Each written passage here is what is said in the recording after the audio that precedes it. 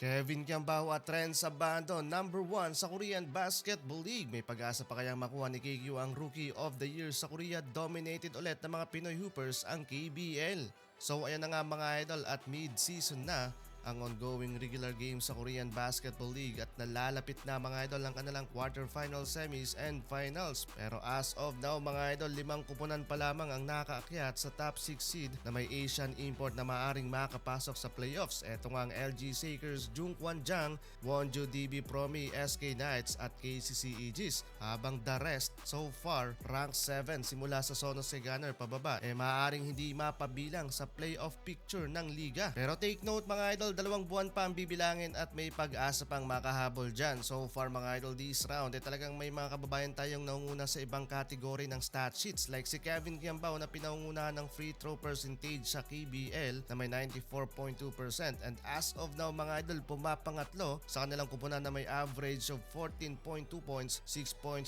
rebounds, 3.6 assist per game. Yun nga lang, kasalukuyang may 12-20 win-loss record ang kanilang kupunan and struggle mga idol na nasa rank 7. Pero ayon sa report sa KBL, though sophomore days na ngayon ni KQ sa liga, may chance pa rin siyang makuha ang Roy. Kung tutuusin nga mga idol, top 1 si KQ sa ROY race, pero hindi lahat ng mga Koreano pabor sa bagay na ito. Katulad na lang sa isang report na ayon sa veteran South Korean basketball reporter, it should be local player ang makuha ng Roy dahil nga daw import si KQ. Well, ano sa palagay mo mga idol? Samantalang pinatunayan naman ni Ethan Albano na siya ang hari ng 3-pointer sa KBL as of now din, kasi mga idol, number 1 siya sa liga pagdating sa tres na may 2.7% at nag-average naman dyan sa ongoing season ng 18.9 points, 4.8 rebounds, 6.5 assist per game at second best scorer ng Wonju DB. Sa nakarang All-Star Game, new achievement unlocked din nang manalo siya sa 3-point contest. Habang si Ren Sabando naman mga idol, araw na lang din ang bibilangin at makakabalik competition na matapos magtamo ng minor ankle sprain. So far pinangungunahan naman nila kay ang block shot department sa buong liga. Fourth best scorer naman mga idol ng Jungkwan Jang na may 9.5